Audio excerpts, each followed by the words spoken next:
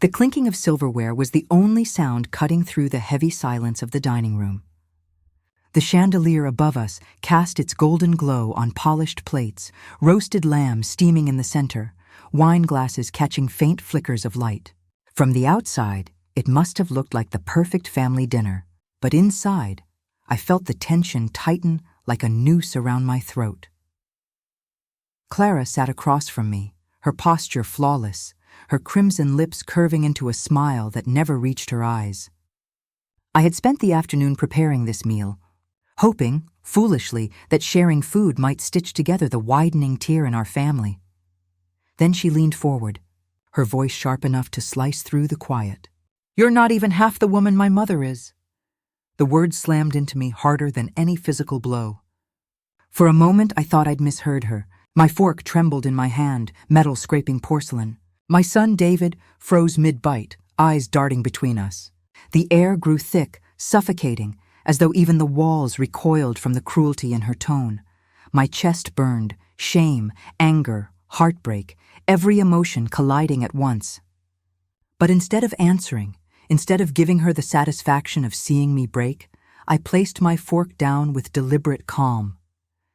My chair scraped against the hardwood floor as I pushed it back, the sound loud and jarring in the silence. No one spoke, not David, not even Clara, whose smirk lingered like poison.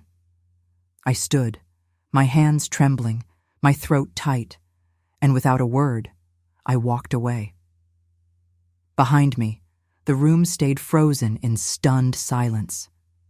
They didn't know it yet, but that moment was the beginning of everything. I didn't sleep that night. The words Clara had spat at me, "You're not even half the woman my mother is," kept circling in my head like a cruel echo I couldn't silence. I lay awake, staring at the ceiling, the faint tick of the wall clock punctuating the emptiness in the house. Every second dragged me deeper into memories I'd tried for years to bury. Because the truth is, my life had been nothing but sacrifice. When David was just 3 years old, his father walked out. He left one morning with a suitcase and a lie about going on a short trip. I still remember standing at the window with David in my arms, watching his father disappear down the street without looking back. That was the day I learned what abandonment really felt like. Cold, silent, permanent. I sold my wedding jewelry just to pay rent that month. The golden bangles my mother had given me on my wedding day? Gone. The emerald pendant that once sat proudly on my neck? Pawned for a handful of crumpled bills. I remember telling myself it didn't matter, that one day I would rebuild, that all that mattered was giving my son the life he deserved. And I did. I worked nights cleaning offices and days cooking in a school cafeteria. My hands were always cracked from soap and chemicals, my back bent from scrubbing. I would collapse onto our thin mattress at dawn, sometimes still in my uniform, only to rise 2 hours later to pack David's lunch and braid his hair. I didn't have new clothes for years. Every time David grew an inch, I patched up his trousers or bought second-hand uniforms. Shoes with soles worn thin, jackets a size too small. But I told him stories at night, fairy tales, little promises, that one day he'd have everything, and he did. He grew into the kind of man who could afford sharp suits, luxury cars, and a home most people only dream about. I was proud of that. I thought maybe, just maybe, all the years of exhaustion and empty stomachs had been worth it. But Clara made me question everything. I met her the night David brought her home for dinner. His face lit up in a way I hadn't seen since he was a child. She was beautiful, yes, striking, polished, dripping with confidence. She charmed the neighbors, flattered my cooking, even kissed me on the cheek. For a while, I believed she might truly love him. But soon, little cracks began to show. I remember one night, just a month after they married, when I came by with a basket of food I'd cooked. Clara opened the door, her face tight. "You really shouldn't spoil him," she said, her tone sweet but firm. "He's a grown man. He doesn't need—" His mother fussing over him. The word fussing stung. David laughed it off, told me not to take it seriously. But I saw the way he looked at her, as though her opinion weighed more than mine ever would. Still, I swallowed it. For his happiness. For the son I'd bled and broken myself to raise. But last night at that dinner table, when Clara when she diminished me, to her mother, something inside me cracked. Because she didn't know. She didn't know the years I spent dragging my son through poverty with nothing but determination keeping us alive. She didn't know the nights I went hungry so David could eat, or the winters I wrapped him in layers of my own clothes just to keep him warm. She didn't know what it took for me to become half the woman I was, and yet David said nothing. He sat there, silent, staring at his plate. That silence was worse than Clara's insult. His silence was betrayal. I rose from my bed, pacing the room, and opened my old cedar chest. Inside were the relics of my sacrifices: David's baby shoes, his first report card, the letters he wrote me from school when he was small. My fingers trembled as I held one up. "Thank you, Mom. One day I'll buy you a big house so you'll never have to work again." A bitter smile touched my lips. He had given me the house, yes, but now I wondered if it was ever truly mine. Clara walked through those halls like a queen, decorating, rearranging, making decisions as though I were just a guest in my own home. And then, as I was tucking the letter back into the chest, I remembered something, a faint conversation I had overheard months ago, David and Clara, speaking in hushed tones outside the living room. "She's suffocating us," Clara had whispered. "We can't live like this forever." I hadn't told David I overheard. I had pretended not to notice. But now, after the dinner table betrayal, the memory returned with sharp clarity. Suffocating. That was what my presence had become to them. A burden, a shadow. I sank onto the edge of the bed, staring at the floor. Was everything I had given worth so little? The night air pressed heavy against the window, a storm building somewhere in the distance. My phone buzzed on the nightstand, an alert from a neighborhood group chat. Clara's name flashed across the screen. My hand shook as I opened it. There she was, a photo uploaded just hours earlier.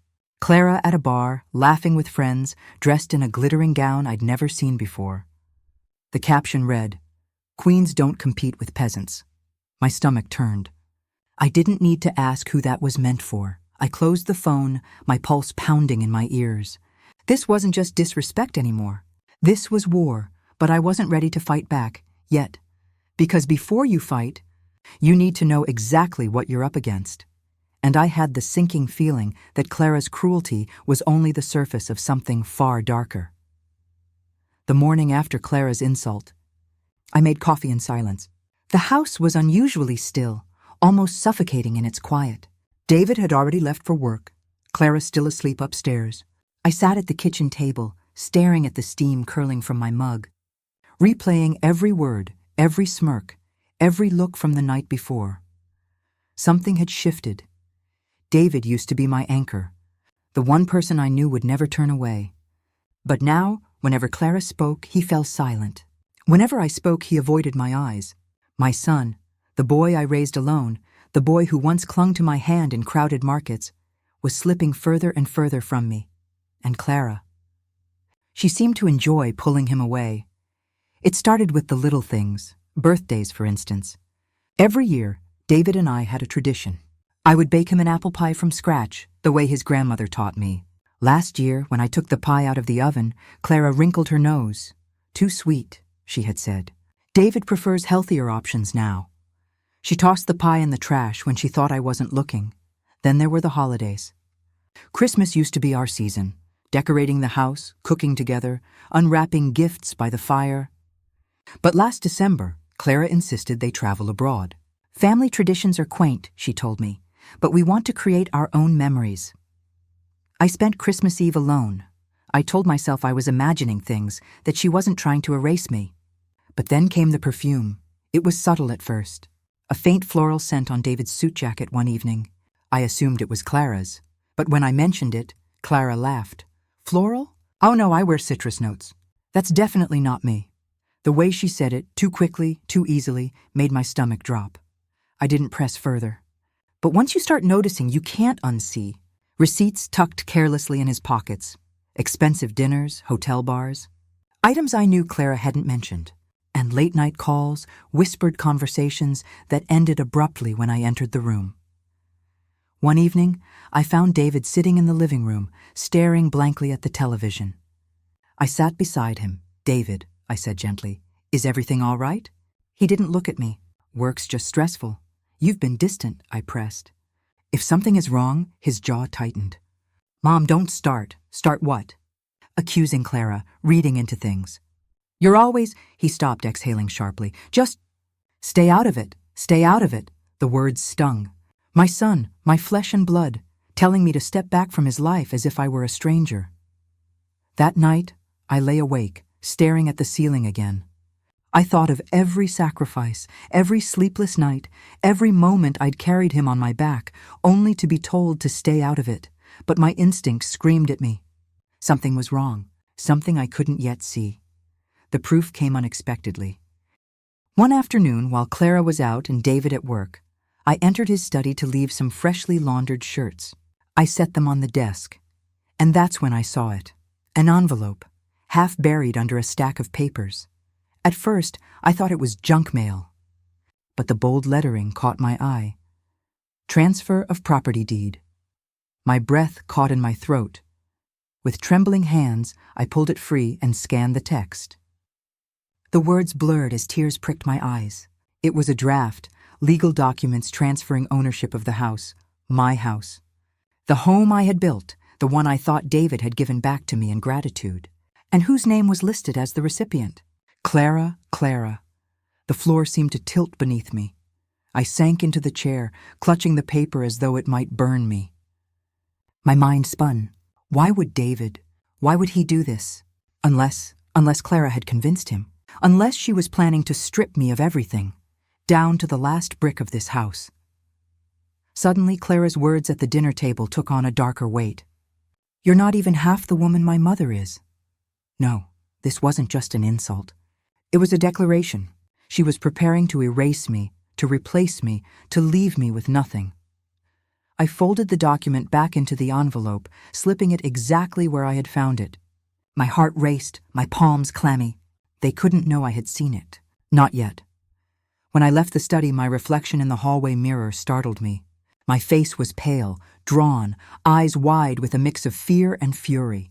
For the first time in years, I didn't recognize myself. That evening at dinner, I watched them carefully. David chewing mechanically, eyes glued to his plate. Clara sipping her wine, her smile too polished, too practiced. I couldn't hear the words they spoke. All I could hear was the rush of blood in my ears and the whisper of the deed waiting upstairs. I forced myself to stay calm, to play the part of the quiet mother, the invisible guest. But inside, my heart thundered with a single realization. If I didn't act soon, I would lose everything. Clara looked up suddenly, her eyes locking with mine. For the briefest second, her lips curled into a smirk, as if she knew, as if she wanted me to see it coming. And in that moment, I understood something chilling. The insult at the dinner table hadn't been a slip of the tongue. It had been a warning, a declaration of war. I used to think the worst kind of betrayal was loud, the kind that arrived with slammed doors, raised voices, broken plates. But I was wrong. The most dangerous betrayals don't shout, they whisper. They creep in quietly, disguising themselves as small, almost forgettable moments, until one day you wake up and realize the world around you has shifted without you noticing. That's how Clara's betrayal unfolded, not with explosions, but with whispers I almost ignored. It started with the neighbors. I'd been walking back from the corner store one evening when I caught Mrs. Daniels, the widow who lived 2 doors down, whispering to another neighbor. Their voices dropped the second they saw me, smiles pasted clumsily on their faces. "Evening, Anna," they chimed in unison, far too brightly. But as I passed, I heard it. She was at that restaurant again, with someone else. I froze mid-step. They weren't talking about me. They were talking about Clara. That night, I sat in my room staring at my phone. My fingers hovered over David's number, ready to call, ready to tell him what I'd overheard. But something stopped me, because what if he didn't believe me? What if he turned it back on me again, accused me of meddling? My own son, once my confidant, now treated me like an unwelcome intruder in his life. So instead, I opened Facebook. I didn't have to look far.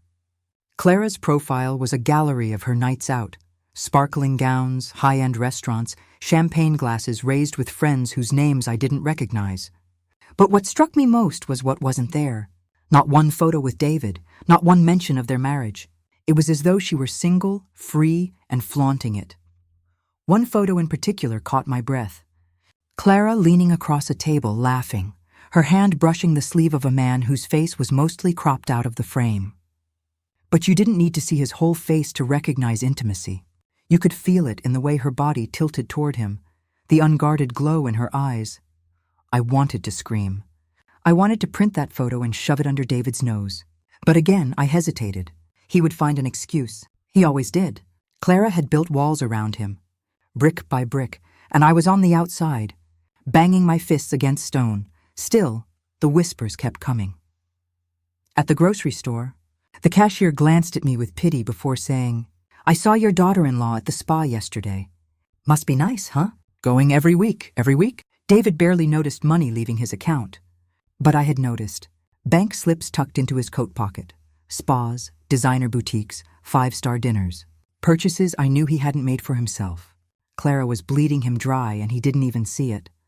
One night, I decided to confront her directly. She was in the kitchen, swirling a glass of wine, scrolling through her phone. I cleared my throat. "Clara, may I have a word?" Her eyes didn't leave the screen. "If it's about dinner last week, Anna, I already apologized." "You took it too seriously. Apologized." That's what she called it. "It's not about that," I said, my voice firmer. "It's about the way you've been spending. The neighbors talk. They've seen you out." Finally, she looked up, her eyes cold, lips curling into a smile that chilled me. "Neighbors talk because they're bored. And you listen because you're lonely. Maybe you should try getting a life instead of obsessing over mine." Her words stung like a slap, but I stood my ground. David deserves honesty. Her laugh was sharp, humorless. "David deserves peace, which he doesn't get with you hovering all the time." I wanted to answer, but I couldn't. My throat was tight, my chest heavy. So I turned and walked away, the sound of her mocking chuckle following me down the hallway. That night, I lay awake again, the weight of her words pressing down on me. I told myself I had to stay calm, had to be smart. If Clara wanted me gone, if she wanted me erased, then storming at her wouldn't work. I had to watch, to listen, to wait, and waiting paid off, because sometimes the truth doesn't hide. It slips out when people grow careless. It was past midnight when I heard it, a muffled voice drifting down the hallway. I rose quietly, my feet bare against the hardwood floor, and followed the sound. Clara's voice, low, playful. She was on the phone. I stopped just outside the slightly ajar door to the guest room, heart hammering in my chest. "Don't worry, darling," she whispered, her voice laced with laughter. "Once the house is mine, she'll have nowhere to go. David's too blind to see it, but soon everything will be in my name." My blood ran cold. There it was, the plan. She wasn't just cruel. She wasn't just careless. She was calculating, deliberate, ready to strip me of the very roof over my head. I pressed a hand to my mouth, fighting the urge to gasp. My knees trembled beneath me, but I forced myself to remain silent, to stay in the shadows until her voice faded and the door clicked shut. Back in my room, I collapsed onto the bed, every nerve in my body buzzing. The insults, the smirks, the neighbors' whispers, it all fit together now, like shards of broken glass forming a single devastating picture. Clara wasn't simply pushing me aside. She was erasing me, and David, my son, my boy who once promised to protect me, was letting it happen. Tears stung my eyes, but I wiped them away with the back of my hand.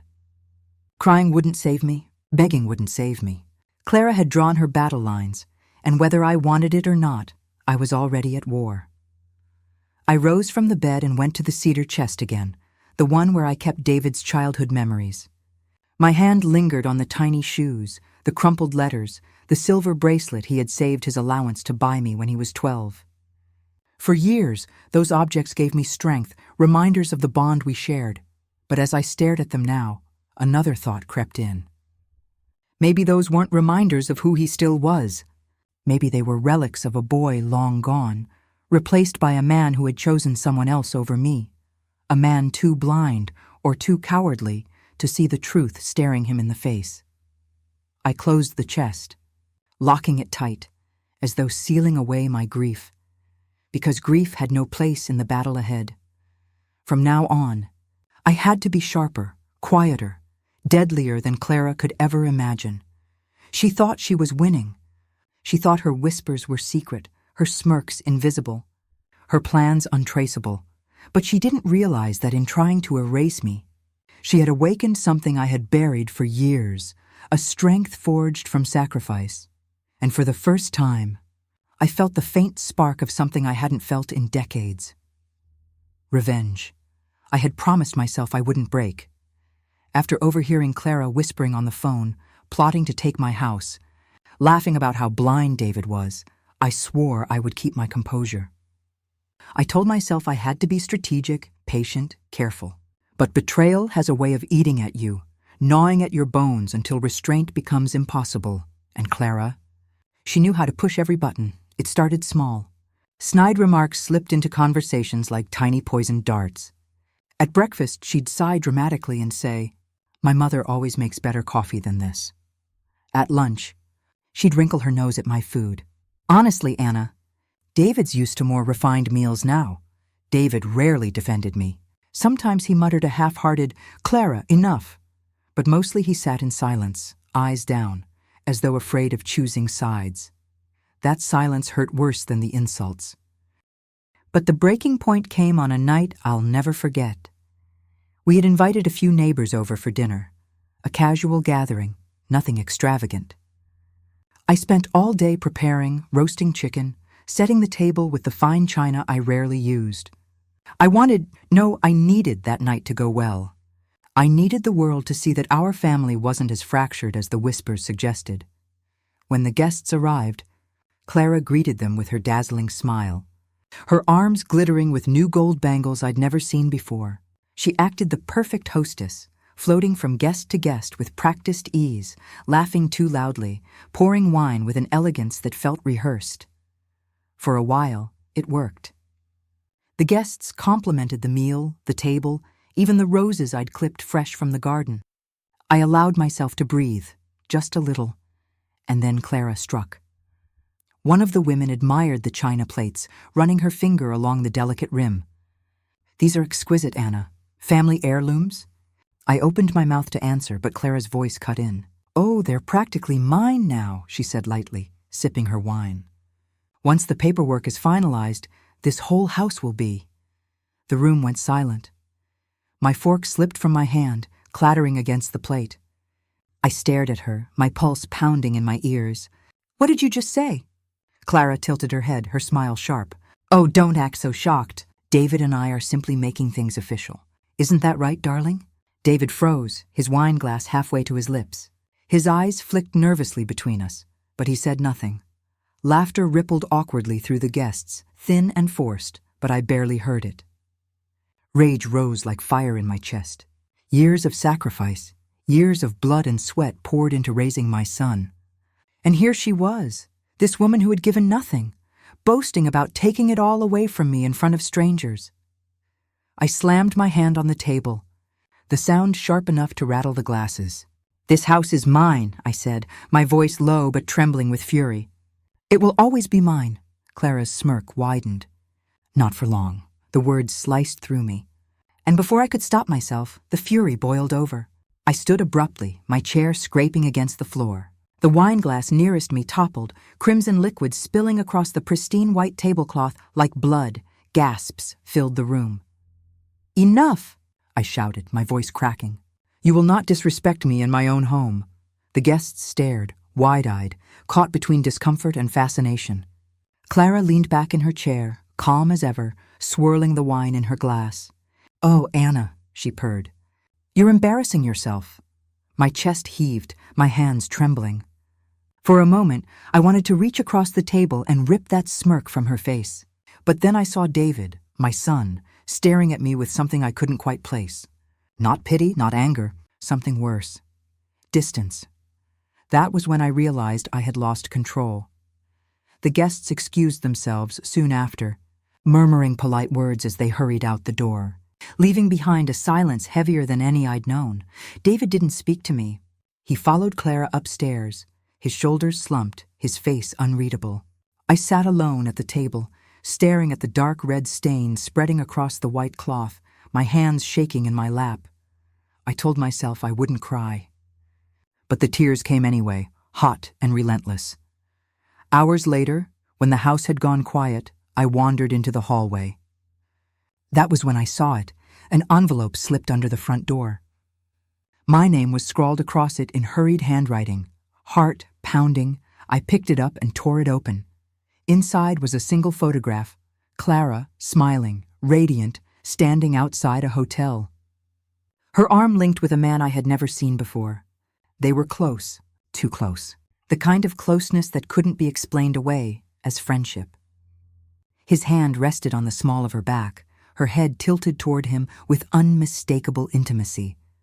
There was no note, no explanation. Just the photo. My hands shook as I held it, my breath catching in my throat. Who had sent it? A neighbor? A stranger? Someone who knew the truth and wanted me to see it? The questions swirled, but one thing was certain. I wasn't paranoid. I wasn't imagining things. Clara wasn't just cruel. She wasn't just greedy. She was unfaithful, and suddenly the whispers, the receipts, the perfume, it all fell into place. I stood frozen in the hallway, the photo trembling between my fingers, the weight of everything pressing down on me.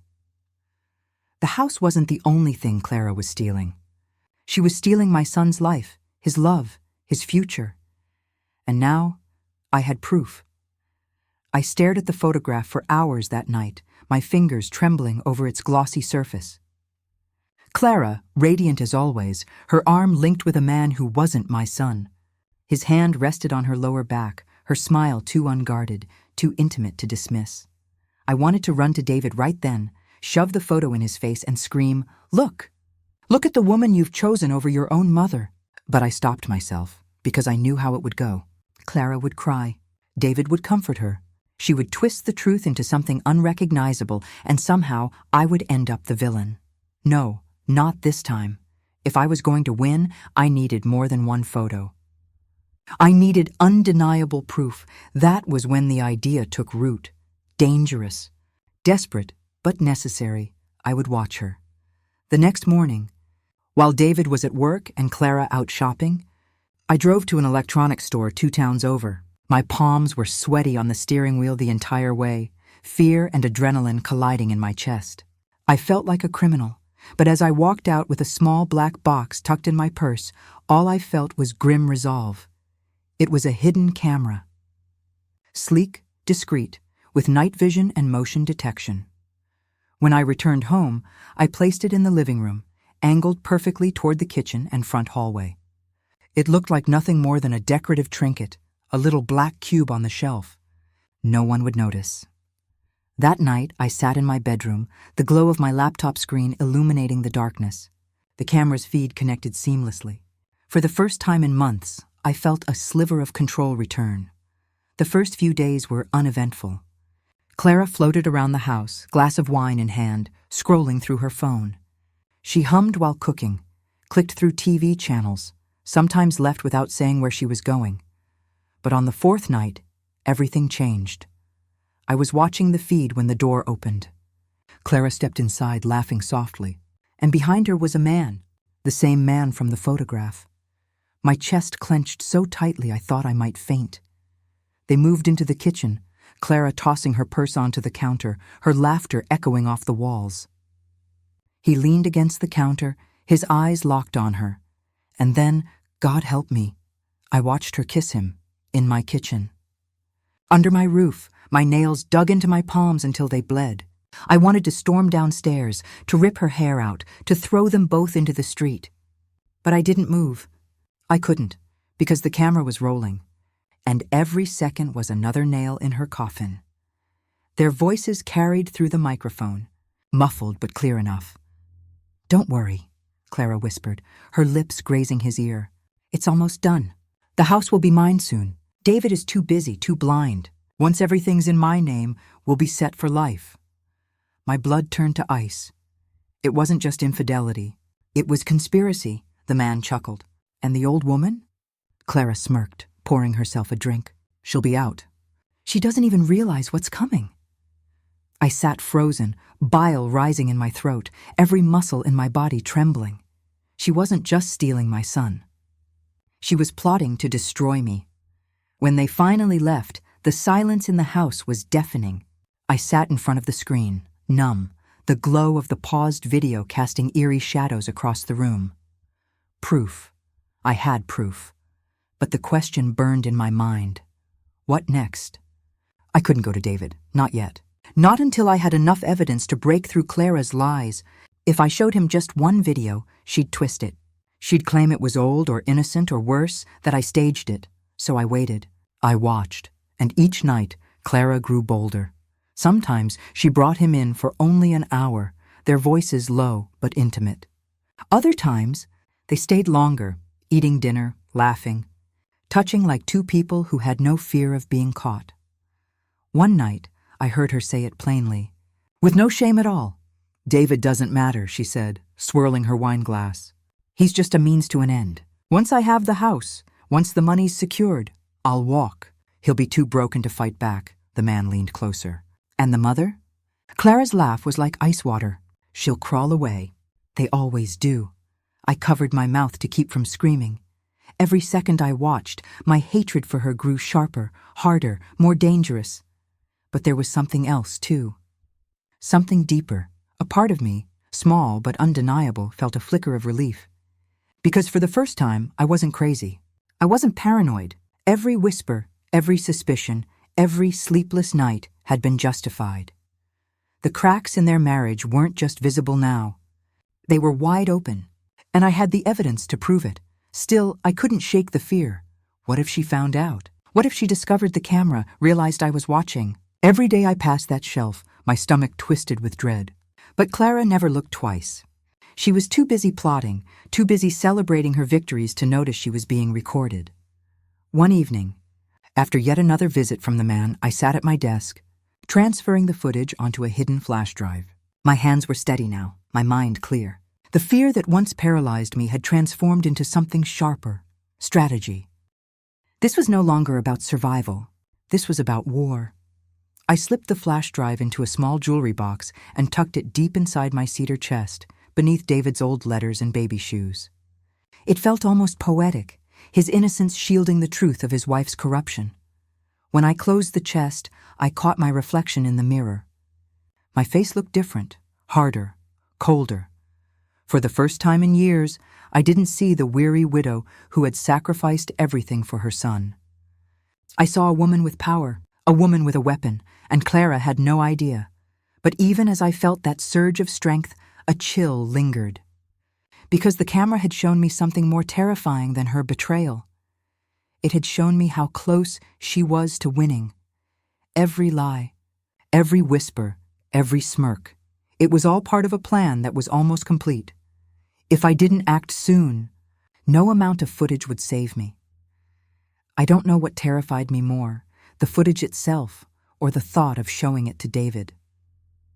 Night after night, I had watched Clara parade her betrayal through my living room, kissing that man, plotting with him, laughing about how blind my son was. Every whisper of hers, every brush of his hand against her skin was now saved on my flash drive. Proof. The kind of proof no one could deny. But would David even look at it? I kept asking myself that question as I sat on the edge of my bed, the flash drive clenched in my fist. My boy had always trusted me. But lately he looked at me like I was a burden. Like Clara's voice carried more weight than mine ever could. Still, I had no choice. It was now or never. When David came home from work that evening, I waited in the kitchen. My palms were damp, my throat dry. He looked tired, his tie loosened, the weight of his job and his marriage dragging down his shoulders. Clara wasn't with him yet, thank God. "David," I said softly, "we need to talk." He frowned, hesitated, then nodded. We sat at the table, the same table where Clara had humiliated me in front of the neighbors. My heart hammered in my chest as I slid the flash drive across to him. "What's this?" he asked. "Just, please," I whispered. "Watch it." He sighed but humored me, plugging it into his laptop. The screen lit up, and there it was, Clara and the man stepping into the kitchen, kissing under our roof. David's face drained of color. His hand clenched on the mouse. What is this?" "It's real," I said, my voice shaking. "I put a camera in the living room. I had to, David. I knew something was wrong, and I was right. She's been lying to you. She's been cheating. And worse, she's planning to take everything from you." I leaned forward, desperate. "She said it herself. Once the house is in her name, she'll leave you. She doesn't love you, David. She never did." He sat frozen, staring at the screen.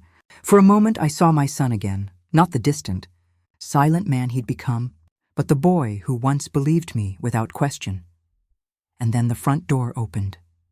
Clara's heels clicked against the floor as she entered, humming softly. She stopped when she saw us at the table, her eyes flicking to the laptop. The silence that followed was suffocating. "What's going on?" she asked, her voice calm but sharp. David's jaw tightened. "Anna says you've been cheating." Clara blinked once, then tilted her head, her lips curling into a small, pitying smile. "Oh, Anna, again with the accusations." "It's not an accusation," I snapped. "It's proof. Right there, on the screen." Clara walked slowly to the laptop, leaned over, and watched the footage play for a few seconds. Then she laughed. "Really, this?" She turned to David, her eyes wide with feigned innocence. "This is what she's using against me? A grainy video from a hidden camera? God knows when this was recorded. For all you know, she staged it, paid someone to play along. Don't you see? She's trying to drive us apart." My blood boiled. "How dare you!" But Clara wasn't looking at me. She was looking at David, her eyes filling with tears that I knew were as fake as her smile. "Honey," she whispered, her voice trembling. "I've tried so hard with your mother. I've cooked for her, cared for her, welcomed her. But she's never accepted me. She's always resented me. And now she's planting cameras in our home? Spying on us? Don't you see how unhealthy this is?" David rubbed his temples, his face pale. Clara just, "Stop! No, you need to hear this." She grabbed his hand, pressing it to her chest. "She's jealous. That's all this is. She can't stand that another woman is in your life. So she's inventing stories, manufacturing evidence, doing whatever she can to destroy what we have. You have to see that." Tears spilled down her cheeks. And then, the final blow. She turned to me, her voice cracking. "Anna, I've respected you. I've wanted a mother in my life, but you're just cruel." The words cut deeper than a knife. I stood there, shaking, pointing at the screen. "It's right there. You can't deny what you see."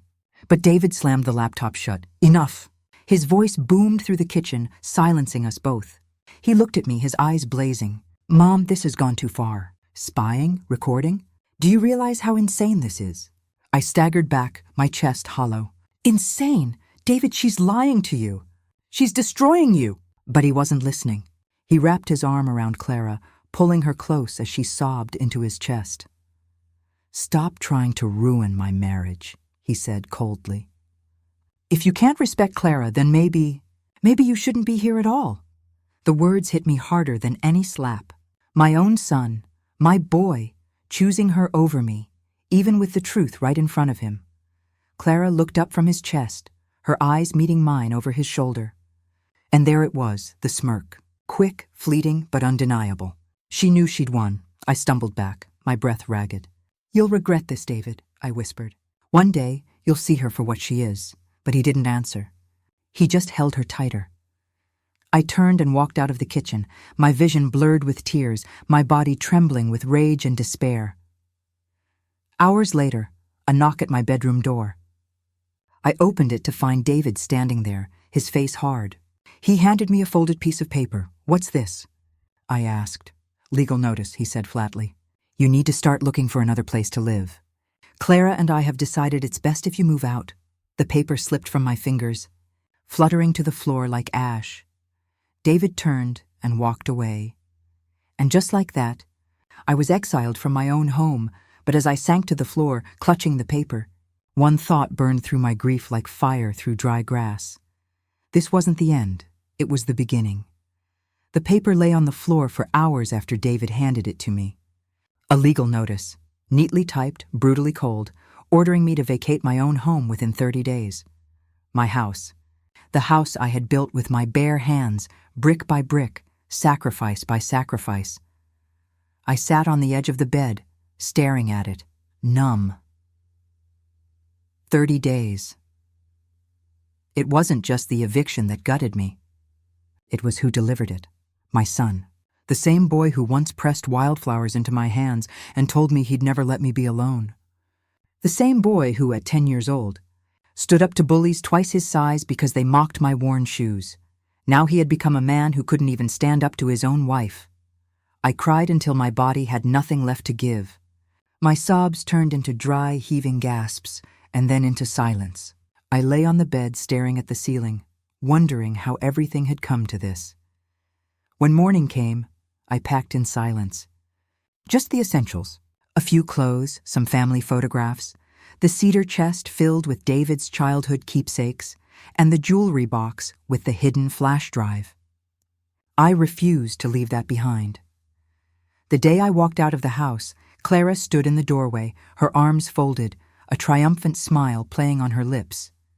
"Need help with those bags?" she asked sweetly. I didn't answer. I walked past her, my head high, even as my heart shattered inside me. David wasn't there. He hadn't even come to say goodbye. I rented a small apartment on the edge of town. 1 bedroom, peeling paint, a leaky faucet that dripped endlessly into a rust-stained sink. It smelled faintly of mold and loneliness. That first night, I sat on the floor surrounded by boxes, the silence pressing in on me. I pulled out the cedar chest and opened it, my hands brushing over David's baby shoes, his first report card, the letters he wrote me in crooked handwriting. My fingers lingered on the silver bracelet he gave me at 12, the one he'd saved pocket change to buy. For a moment, I let myself break. I clutched that bracelet to my chest and sobbed like I hadn't sobbed in years. Not for the house, not even for myself, but for my son, the boy I had raised, the boy I thought I knew, who was gone. The days blurred together after that. I dragged myself to the market for groceries, paid rent in cash to a landlord who barely looked at me, and spent long hours staring out the window at the street below. Life felt like it had lost its color. But slowly, so slowly, I began to notice something else. I wasn't completely broken. The ache in my chest was still there. Yes, but beneath it burned something harder, stronger, a spark that hadn't died even when Clara had smirked in my face, even when David had handed me that eviction notice. It was resolve. I began to replay everything in my head, the whispers I'd overheard, the receipts I'd found, the late-night footage I had captured. Each memory sharpened into a blade. Clara thought she had won. She thought she'd stripped me of everything, my home, my son, my dignity. But in doing so, she had underestimated me, because I wasn't just a grieving mother anymore. I was a woman with nothing left to lose. One afternoon, while sorting through my boxes, my phone rang. It was my lawyer, an old family friend who had handled small matters for me in the past. "I've been reviewing some documents," he said carefully. "Anna, did you know your daughter-in-law has been signing financial papers with David's name on them?" I froze. "What do you mean?" "Bank withdrawals. Loan applications. All with David's signature, except the handwriting doesn't match." My blood ran cold. "You're saying she forged his name?" He hesitated. "I can't say for certain yet, but it's worth looking into. You should keep your eyes open." I thanked him and hung up, my hands trembling. Forgery. Fraud. This wasn't just betrayal, it was criminal. For the first time in weeks, I felt alive again. That night, I spread everything I had across the floor. The receipts, the bank slips, the photographs, the flash drive with the footage. I studied them carefully, piecing together Clara's trail of deceit like a puzzle. Each clue fit perfectly into the picture I had feared all along. She wasn't just cheating. She wasn't just greedy. She was dangerous, and I had the power to expose her. I looked at the bracelet in my hand, the silver catching the dim light from the lamp. Once it had been a symbol of David's love. Now it was a reminder of why I couldn't give up. I whispered to myself, my voice steady for the first time in weeks, She won't win. Not this time. I didn't know exactly how yet. Court, maybe. Or neighbors. Or the media. But I knew this. I wasn't going to crawl away like Clara predicted. I was going to fight, and when I was done, Clara wouldn't just lose the house. She'd lose everything. I once believed humiliation was the cruelest weapon Clara had used against me. Her sharp words, her smirks, her victory at the dinner table, they cut deep, yes, but they were private wounds. Wounds I could tend to alone. But I learned something in exile. Humiliation is far more powerful when it's public. And now it was her turn. The lawyer's words about forgery haunted me. So I dug deeper. I spent nights hunched over papers spread across my little apartment floor, eyes burning under the weak yellow lamp. Bank slips, withdrawals, loan applications. At first they seemed like ordinary financial clutter, but slowly a pattern emerged. Clara had forged David's signature, over and over again. She had opened accounts in his name, moved money without his knowledge, taken loans that bled his earnings dry. I felt sick as I pieced it together, but I also felt stronger. Because this wasn't just betrayal anymore. This was evidence. Evidence that could strip away her power, brick by brick, until she had nothing left. My lawyer agreed. If this is brought before a judge, he said, adjusting his glasses, Clara could be facing fraud charges. At the very least, it would void any claim she has to your house. Fraud. The word rolled around in my head like thunder. I wanted to act immediately, to march into David's office and throw the papers on his desk. But I remembered the last time I'd tried to confront him. He had chosen her, not me, so I waited. I built my case. And then the opportunity came. It was a gray Tuesday morning when the court date was set. Clara had filed paperwork, pushing once more to transfer the deed into her name. My lawyer countered with the evidence we had gathered. The judge agreed to a hearing. The night before, I barely slept. I kept picturing Clara's smirk, David's cold eyes, the way I'd been forced out of my own home. Rage burned in me like wildfire, but so did fear. What if I lost? What if even the court chose her over me? But when morning came, I straightened my jacket, clutched the silver bracelet around my wrist, and walked into that courthouse with my head held high. The room was crowded.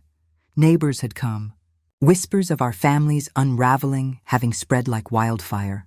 I caught sight of Mrs. Daniels in the back row, her eyes wide with curiosity. Others leaned in, murmuring behind their hands. Clara entered in a fitted suit, her hair glossy, her chin tilted high. She looked every inch the innocent wife, the victim of a meddling mother-in-law. David walked beside her, his face pale, his jaw tight. He didn't look at me. When the judge entered, the room fell silent. Papers shuffled, lawyers rose, and then the battle began. Clara's lawyer went first, painting me as a bitter woman unwilling to let go, clinging to a house that wasn't truly mine. He spoke of tradition, of transition, of how David and Clara were simply securing their future. Clara dabbed at her eyes with a tissue, her performance flawless, and then it was my turn. My lawyer stood, his voice calm, steady, deliberate. He presented the receipts, the forged signatures, the bank slips, the photo of Clara with the man outside the hotel. Piece by piece, the evidence piled higher and higher until even the judge leaned forward, his brow furrowing. Whispers rippled through the courtroom. Neighbors craned their necks. I saw one woman cover her mouth with her hand, eyes wide in shock. Finally, my lawyer pressed play on the footage. Clara, in my kitchen, kissing the man. Her voice dripping with venom as she whispered, "Once the house is mine, she'll have nowhere to go." Gasps filled the room. David's head snapped toward the screen, his face draining of color. He looked at Clara, but she stared straight ahead, her expression cracking for the first time. Her lips pressed together, her hands clenching in her lap. The judge's gavel came down sharply. "Enough," his voice rang through the silence. "This court will not be used to commit fraud.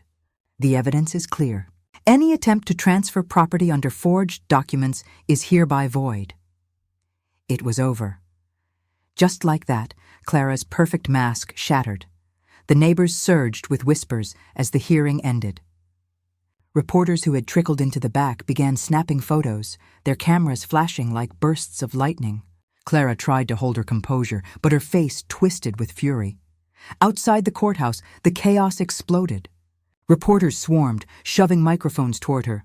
"Clara, do you have a response to the allegations of fraud? Clara, are you still with your husband? Clara, who is the man in the footage?"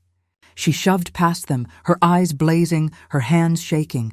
And then she turned and lunged at me. "You ruined everything." She screamed, her voice hoarse, her nails clawing at the air between us. Gasps erupted as cameras flashed, capturing every second. I didn't move. I stood tall, watching her unravel in front of the world. 2 security officers pulled her back, her hair falling out of place, her suit rumpled, her composure gone. The neighbors would talk for weeks. The newspapers would run the story for months. But in that moment, all I saw was a woman stripped bare. Clara, the perfect daughter-in-law, the polished hostess, the woman who had stolen my son, was nothing more than a fraud, and everyone finally knew it. But as the reporters closed in, I caught a glimpse of David in the crowd. His face was pale, his eyes hollow. For the first time, he didn't look angry at me. He looked broken, and that hurt more than anything. Because even though Clara had been exposed, even though the world finally knew the truth, I hadn't won him back. Not yet, and deep down, I wondered if I ever would. The night after the courthouse felt different. For months, I had lived with humiliation pressing on my chest, a weight I couldn't shake. But as I lay in my small apartment bed, the silence wasn't suffocating anymore. It was peaceful, because Clara's mask had cracked. And once masks crack, they don't mend, they crumble. The next morning, I saw it everywhere. Neighbors clustered outside the bakery, their heads bent together, voices buzzing with gossip. "Did you see the footage? I always knew something was off with her.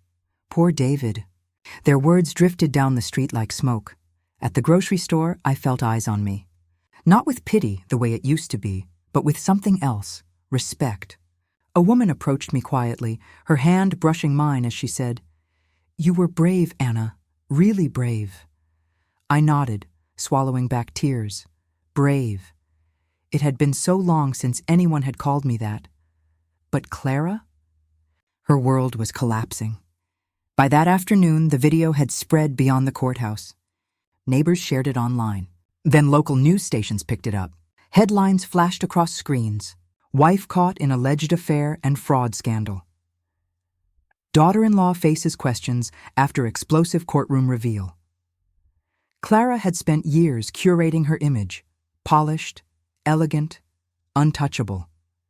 But now the image was ashes. Her so-called friends stopped answering her calls. Her mother, the woman she had compared me to with such cruelty, released a statement distancing herself. Clara's actions do not reflect the values of our family. I heard she was asked not to return to her social clubs, the ones she flaunted as proof of her status. Even her favorite spa politely declined her next appointment. For the first time, Clara was on the outside looking in. But the fall wasn't just social. It was financial. The bank froze the accounts tied to the forged signatures. Loans were investigated. Letters arrived at the house, stamped with red ink, debt collectors circling like vultures. And David, my son, looked like a ghost. He came to see me one evening, unannounced. I opened the door to find him standing there, his shoulders slumped, his face pale, his eyes hollow. He looked nothing like the confident man I'd raised. "Mom," he whispered, his voice breaking. I don't know what to do. For a moment, anger flared in me. Anger at his blindness, his silence, the way he had chosen her over me again and again. I wanted to slam the door, but then I saw him, not the man, but the boy I had once held, trembling, terrified, looking for comfort. I stepped aside. "Come in." We sat at the kitchen table in my tiny apartment, the same table where I ate alone most nights. He buried his face in his hands. "She lied to me, Mom, all this time. And I let her. I believed her over you. I pushed you away when you were the only one who," his voice cracked, "the only one who ever loved me without condition." tears pricked my eyes, but I held them back. "David," I said softly, "you're my son.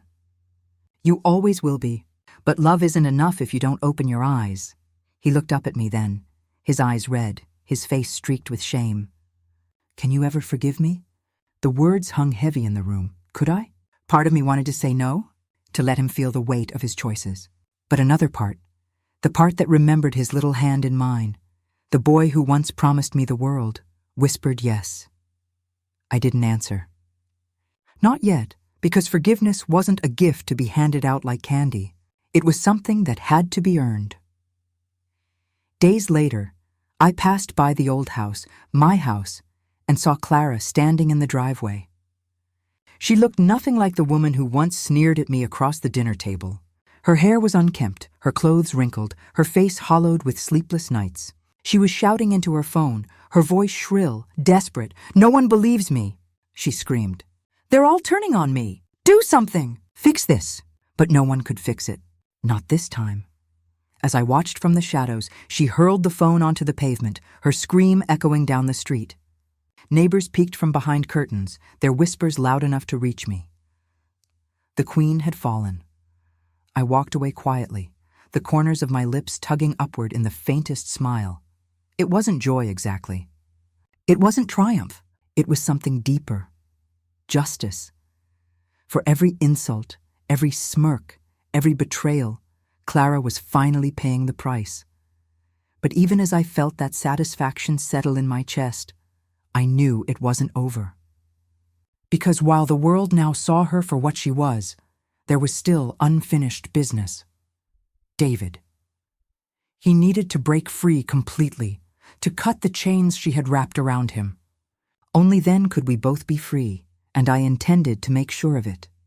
There is a silence that comes after war. Not the silence of defeat, not the silence of grief, but the silence of survival. A silence that feels earned. That was the silence I woke up to weeks after Clara's fall. The headlines had quieted, the neighbors' whispers softened. Clara's name, once said with admiration, was now only muttered in pity or disgust. She had become a pariah. The woman who thought she could steal everything had nothing left. And me? I had my house back. The judge's ruling had made it clear. The deed transfer was void. Clara's forged documents worthless. I stepped back into those halls with cautious steps, my hand brushing the cool walls, my eyes filling as I breathed in the scent of home. Not Clara's home. Not even David's. Mine. Still, victory did not feel like joy. It felt like a deep, steady calm, the kind that comes when the storm finally passes. David visited often after that. At first, he came with his head bowed, shame heavy in his posture. He tried to help with repairs, groceries, little things to make up for what he had allowed. One evening, he sat across from me at the dining table, the very table where Clara had once mocked me.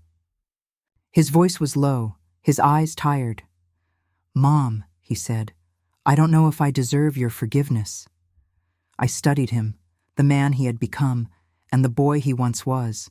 My heart ached for both. "You don't," I said honestly.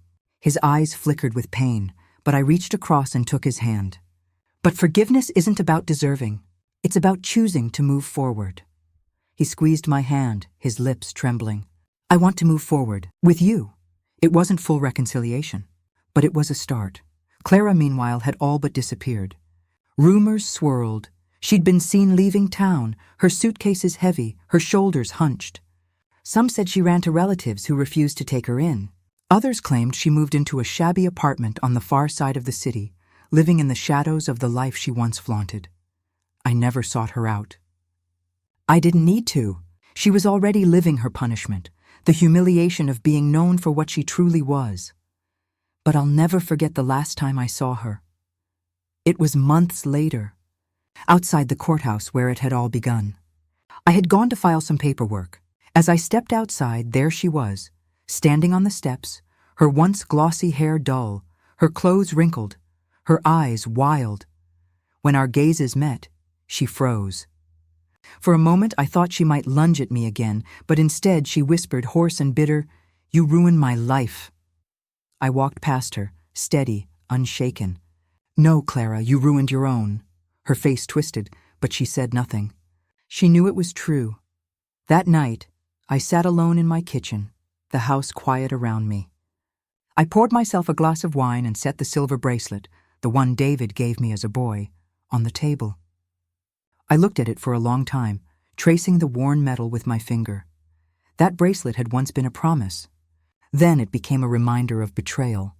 But now it was something else, a symbol of survival. I had been insulted, humiliated, betrayed, exiled. I had been stripped of everything I thought made me who I was. And yet, I was still here, stronger, sharper, unbreakable. I leaned back in my chair, my heart steady. People always say you're not even half the woman you used to be when life breaks you down. Clara had said it with cruelty, thinking it would destroy me, but she was wrong. I wasn't half the woman I used to be.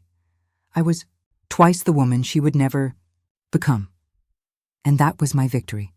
What would you have done if your own child turned against you for someone who wanted to erase you? Would you have stayed silent or fought back like I did? Tell me in the comments below. And don't forget to like this video, subscribe, and join us for more stories of betrayal, revenge, and survival.